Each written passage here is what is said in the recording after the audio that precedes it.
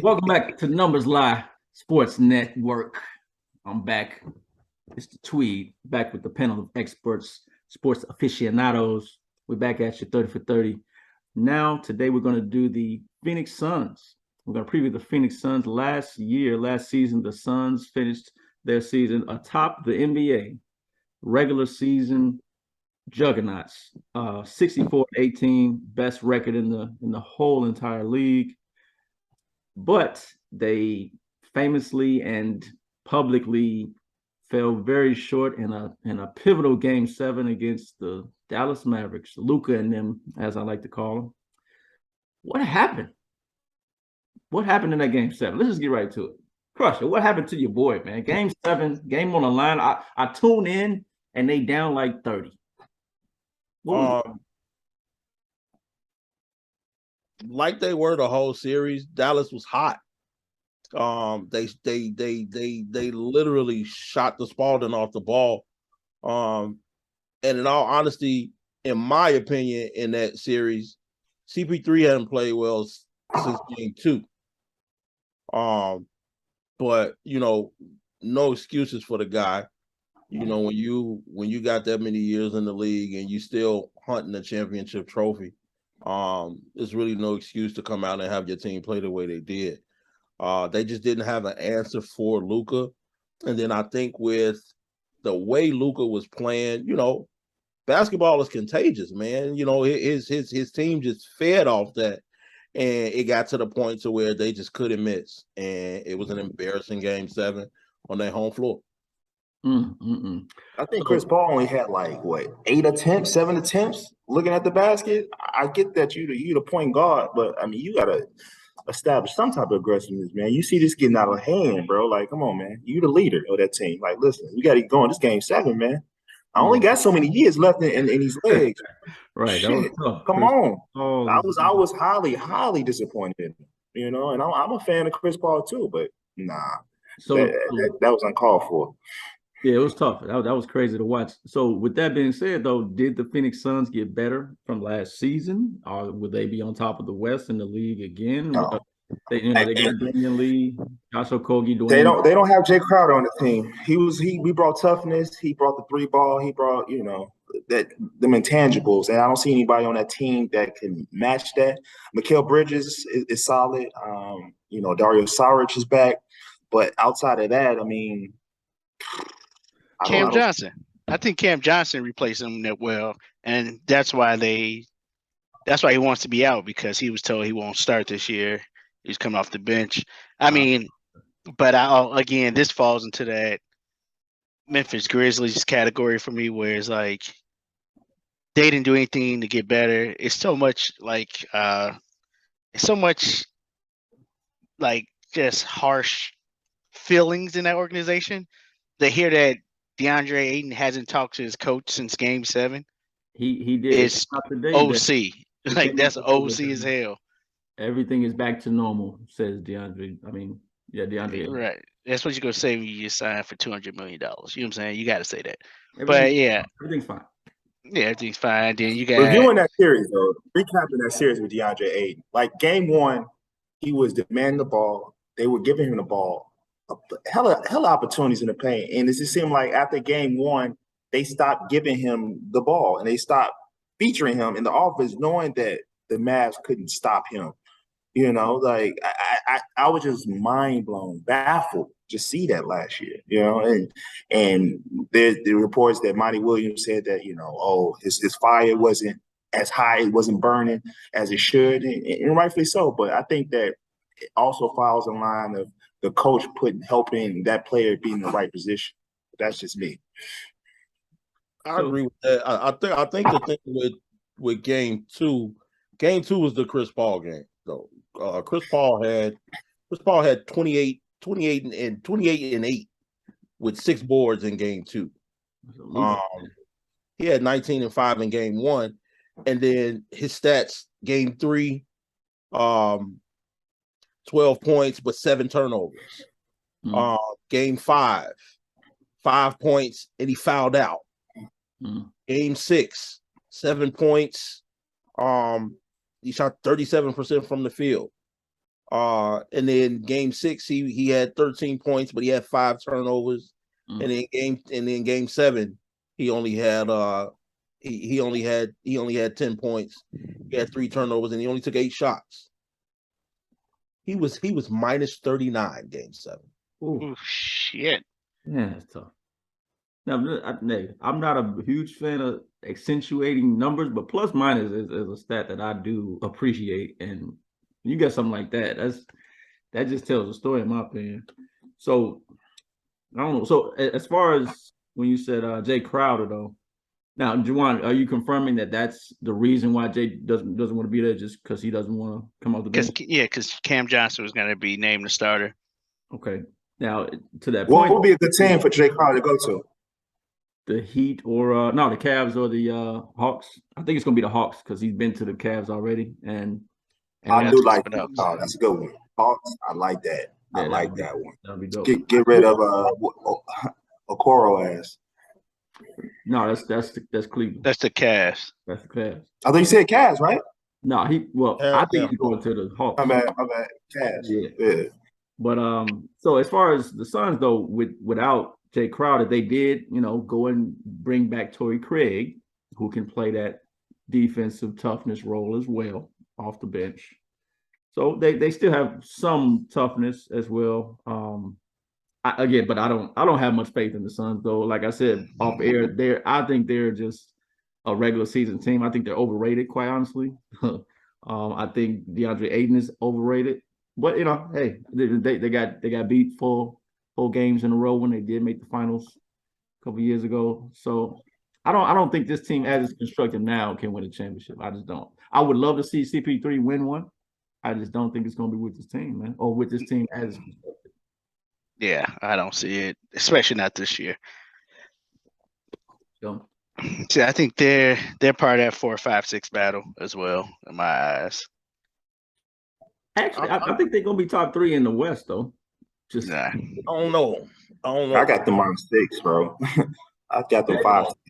I don't know about top 3 this season. As great as Chris Paul is, and as much as we say, for the younger players, they got a year older. Chris Paul got a year older too, and age hasn't really stopped. His performance, and as far as what he's bringing to a team night in and night out. But these are long seasons. You know what I'm saying? His seasons are turning into Western Conference Finals, Western Conference Semifinals, Finals type seasons, unlike they were before. Mm-hmm. I do think that losing Jay Crowder is huge, despite having Torrey Craig and my thing is at Jay Crowder's age, he's still diving for loose balls and what I'm saying, things of that nature. Things like that, change the momentum of games. Yep. Not saying that Torrey Craig isn't going to do that. He's definitely not going to shoot the 3 with the consistency that Jay Crowder is. I do think that Cam Johnson definitely scores on easier on more levels and can create his own shot. But depending on who he's guard, like realistically, you can put Jay Crowder on a 2, 3, or 4, no matter how big that person is. I don't think you can do the same with Cam Johnson just off his body size. He and the thing is, once he gets into foul trouble, I don't have the complete roster pulled up in front of me. Well, actually, I do. You're not missing nothing from the rest of that roster. Exactly. You got Frank Jackson. You got Damian Lee from State. Who I'm not really Landry Shamet. Josh Okogie. Yeah. Again, this team is really going to be reliant on their starting 5 and maybe 2 other players. Campaign and then one more. Campaign. I'll never forget LeBron was like, hey, be humble now. Hey, you just be humble. I wonder what the haul they can get for Jay Crowder will be. I don't know. Like, what do you get in return?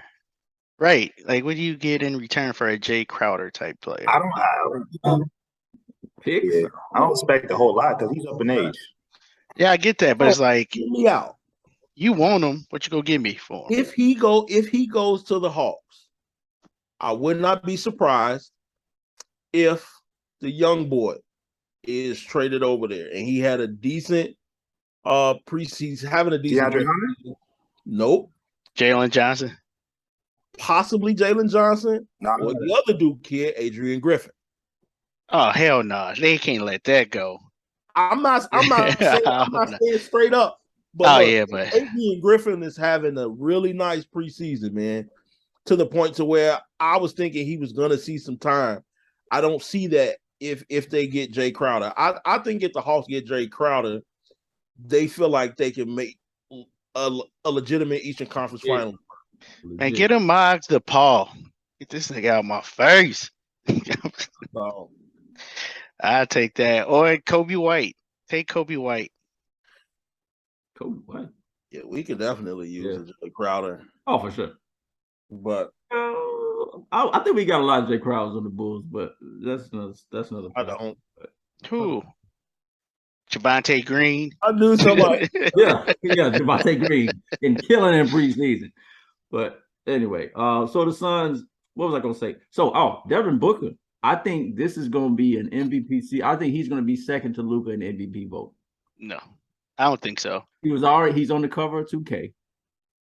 He think he Kobe already, even though the reason why he's not going to be is that LeBron James post he made the other day.